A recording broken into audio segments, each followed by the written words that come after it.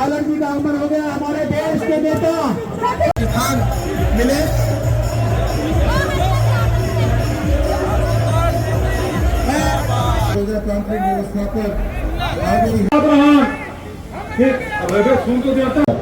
चिन्हित कर जिन क्षेत्रों में जिन बूथों पर कांग्रेस का हमेशा बहुमत रहा वहां क्रमबद्ध तरीके से एक ही सिस्टम से तकनीक का सहारा लेकर नामों को काटा जा रहा है।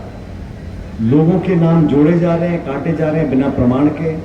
एक एक मकान में 150, 200, 250 वोट दिखा रहे हैं। जो लोग जीवित हैं उनके नाम काटे जा रहे हैं। जिनको मरा घोषित किया है वो कैमरा के सामने बातें कर रहे हैं।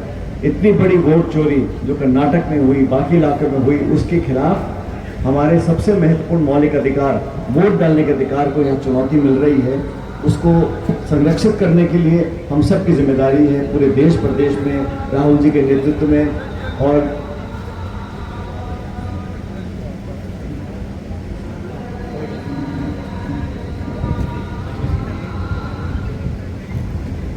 देश में अभियान चलाया। और मैं धन्यवाद देना चाहता हूं सभी नेताओं को जो यहाँ कांग्रेस पार्टी के मौजूद हैं, अध्यक्ष जी, नेता प्रतिपक्ष जी, बघेल साहब, सिंहदेव जी, सब नेताओं ने, कार्यकर्ताओं ने मिलकर उस संदेश को हर गांव और कस्बे तक पहुंचाने का बीड़ा उठाया है।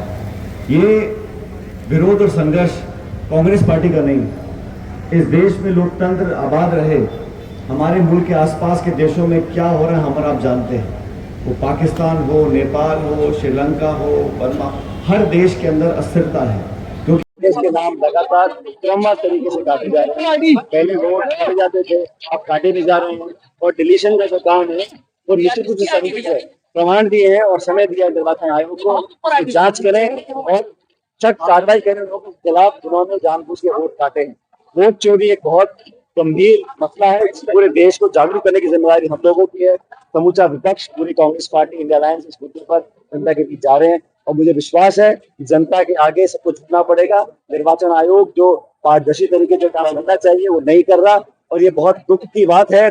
इस देश में जहाँ लोकतंत्र इतना मजबूत था उसको जानबूझ के कमजोर करने की कोशिश की जा रही है। कांग्रेस से छत्तीसगढ़ में यहाँ पर स्थायी रूप से नजर में नहीं आ रही है, एकजुटता नहीं दिख रही है। हमारी पूरी कांग्रेस पार्टी 4 दिनों से हमारे साथ टेक्निकली हम लोग घूम रहे हैं। पूरे कांग्रेस परिवार एकजुट था, एकजुट है और एकजुट रहेगा।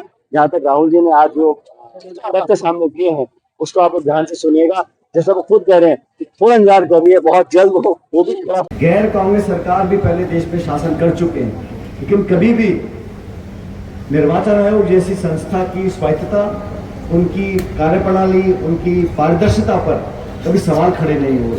हार जीत होती है, सत्ता परिवर्तन भी होता है। हम लोग बहुत साल सत्ता में रहे, आज विपक्ष में है, उसका कोई जनता के हाथ में। लेकिन जैसा बघेल जी ने कहा, जनता वोट डाल के जिताए हराए वो निर्णय सर माथे पर है। लेकिन साजिशपूर्ण तरीके से हजारों लाखों वोटों की काट छोड़ी करके आप सत्ता में काबिज रहो, ये देश की जनता को कभी एक्सेप्टेबल नहीं होगा, कभी बर्दाश्त नहीं होगा। इसलिए मेरा आप लोगों से निवेदन है, समय बहुत हो गया, मैं बहुत लंबा भाषण नहीं दूंगा, लेकिन मैंने देखा है और मैं आपको बधाई देना चाहता हूँ। मैं देश के अनेक राज्यों में पार्टी के काम से प्रचार करने के लिए मुझे 20 साल में जाने का मौका मिला है, लेकिन मैंने छत्तीसगढ़ के लोगों का, छत्तीसगढ़ के कार्यकर्ताओं का जो जज्बा है, जिस ऊर्जा से आप लोग नारे लगाते हो, जिस ऊर्जा से नेता की बात को सुनते हो और जिस राजनीतिक सेंस से आप लोगों का चेहरा बदलता है, आप हाँ में हाँ मिलाते हो और जिस जोश के साथ आप सभाओं में भागीदारी करते हो, क्षेत्र में जहां मुझे बता दें कोई निवेश हुआ हो, उद्योग लगा हो, बिजली पानी में मदद करी हो, किसान को खाद डीएपी दिया हो, रोजगार नौजवानों को दिया हो, किसी क्षेत्र में नहीं किया।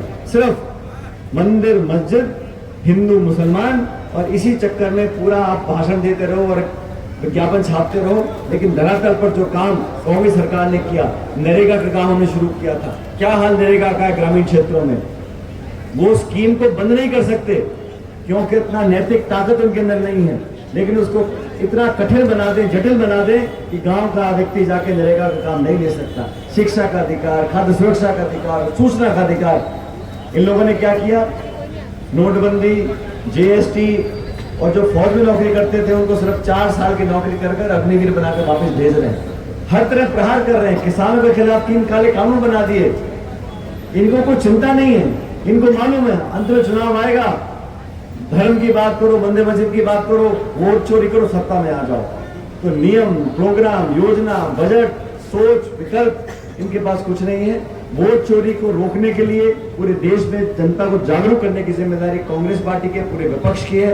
मैं आपसे करबद्ध निवेदन करूंगा, हस्ताक्षर अभियान हमने चालू किया छत्तीसगढ़ में, गांव-गांव शहर में जाकर लोगों को जोड़े और करोड़ों करोड़ हस्ताक्षर कराकर हम दिल्ली में जाके निर्वाचन आयोग जो आंख और कान बंद कर आराम से लोगों की बात मानने से मना करता है, उनको मजबूर करना पड़ेगा।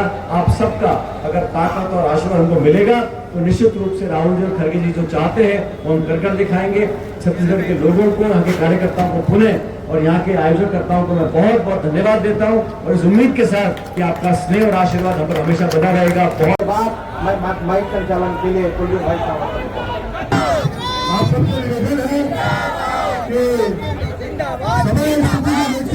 मंगेल जी, नेता प्रतिपक्ष चरणदास मान जी, प्रदेश अध्यक्ष दीपक भाई जी, पूर्व मंत्री, पूर्व विधायक और जम्मू कांग्रेस पदाधिकारीगण आज अखिल भारतीय कांग्रेस कमेटी के आह्वान पर प्रदेश कांग्रेस कमेटी के सम्मानित अध्यक्ष आदरणीय श्री दीपक बैज जी के निर्देशानुसार राजनांदगांव जिले में वोट छोड़ गद्दी छोड़ का आयोजन किया गया, जिसमें रैली निकाली गई।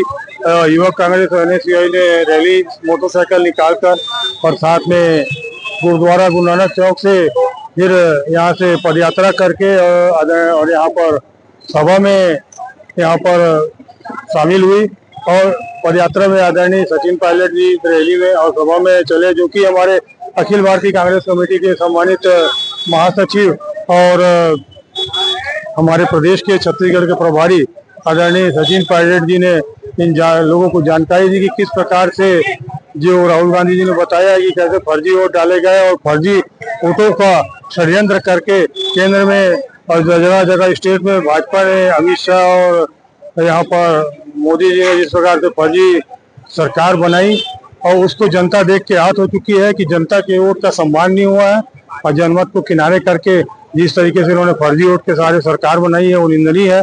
आज कार्यक्रम में जनता स्वस्फूर्त से निकलकर हमारे बीच में इस कार्यक्रम में शामिल हुई। मैं नागरिकों को धन्यवाद देता हूं और हमारे कांग्रेस के साथियों को भी धन्यवाद देता हूं जिन्होंने दूर दूर से आकर अपनी इस कार्यक्रम को सफल बनाया।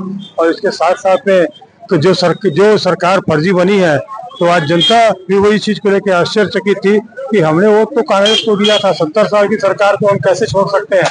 किंतु जैसे ही आदरणीय राहुल गांधी जी ने इसका पर्दाफाश किया तो उससे सभी के बीच में ये बातें स्पष्ट हो गई कि किस तरह से इन्होंने फर्जी वोट डाल के, मरे हुए लोगों का वोट डाल के, कांग्रेसियों के वोट नाम काट के और फर्जी वोट बढ़ाकर यहाँ पर सरकार बनाया। बिहार को, भाजपा की सरकार को जेल में भेजेंगे और अच्छी सरकार बना के जनता के लिए काम करेंगे।